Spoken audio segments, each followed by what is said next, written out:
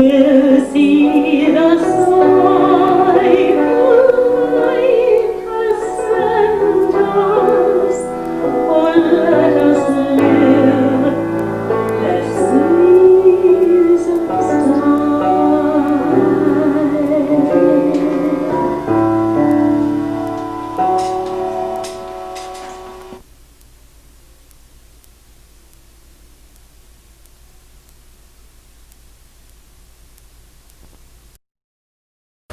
Convinced the judge that 50 pounds was for personal use because it was only £1 a week.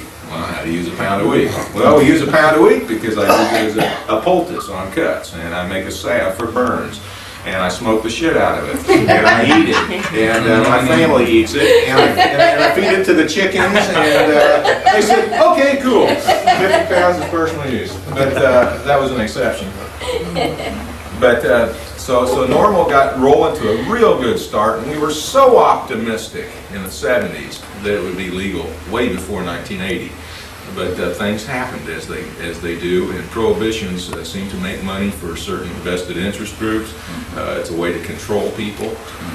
It's certainly has been a growth industry since that time in terms of private treatment centers, private prisons, private work release centers, private labs, drug testing. I mean, there's a lot of money to be made prohibiting marijuana.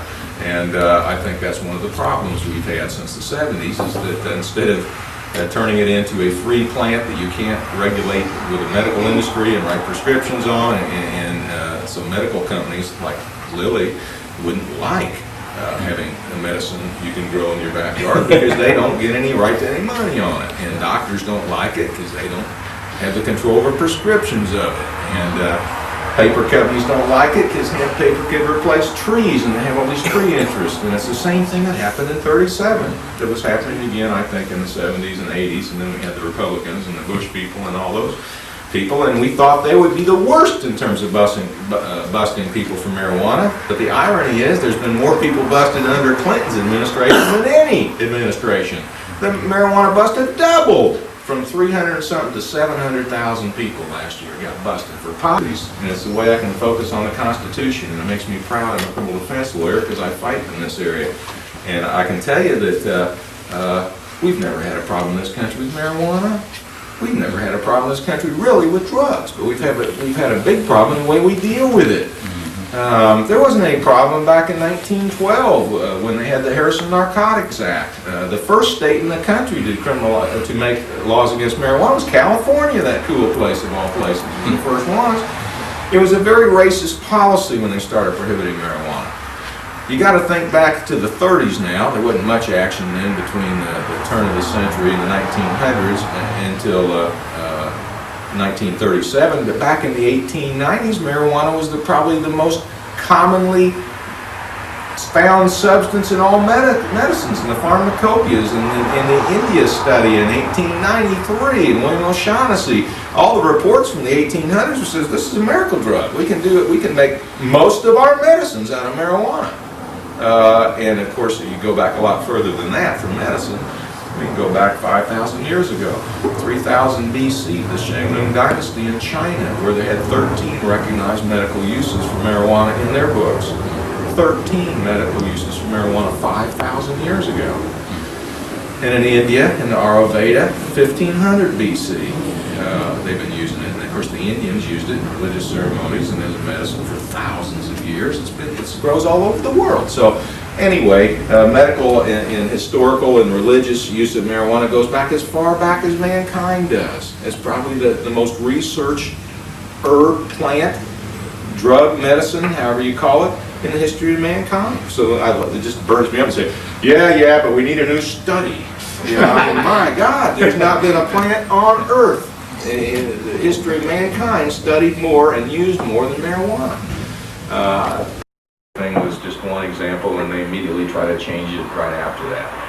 I personally got involved with drafting the medical marijuana bill back about 15 years ago, and I had a sponsor in the House, Darrell Felling, a Democrat from Terre Haute, They switched it around on me, so several times, so I couldn't speak, and I kept hanging in there. And I showed up and I spoke, and the committee looked like they were going to vote to pass it, and they tabled it the last minute, and they're going to reconvene in a secret time, and they just couldn't stand it. And it never even got out of committee, let alone in the House for a vote. But Governor Bowen was so worried, Doc Bowen, was so worried that we would have a medical marijuana bill. He was on TV with a press release saying, even if this law passes the legislature, I'm going to veto it because I'm a doctor. We don't need more drugs like this in Indiana. We got enough problems. We don't need another drug to abuse. And that's what some people say, and they accept that, and that's the end of it.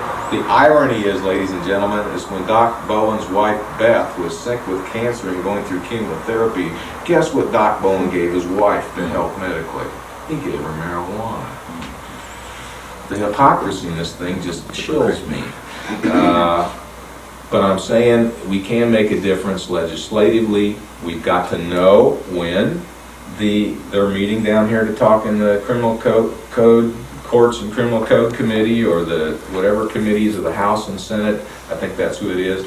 Would deal with new bills on this. Or even talk anything about this area. We got to be there and say, I'm a concerned citizen.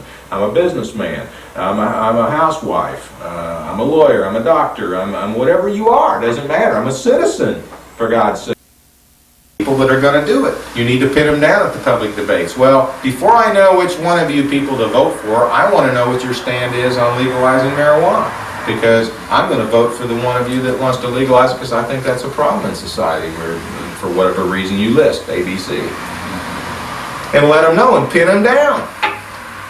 We just might get somebody sometime, other than a Jesse Ventura, to say yes. But you know what? The governor is in New Mexico, Johnson. He's fun. Oh, man. Keith Stropp, the national director, and I talked just a couple weeks ago. He's going down there. And this guy's going to help us a great deal.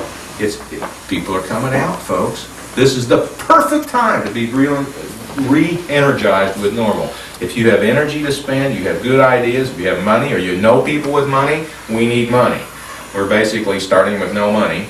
So anybody that could throw in $50 or know somebody that can contribute, or a good way to make money, fundraisers or stuff, we want to know about it.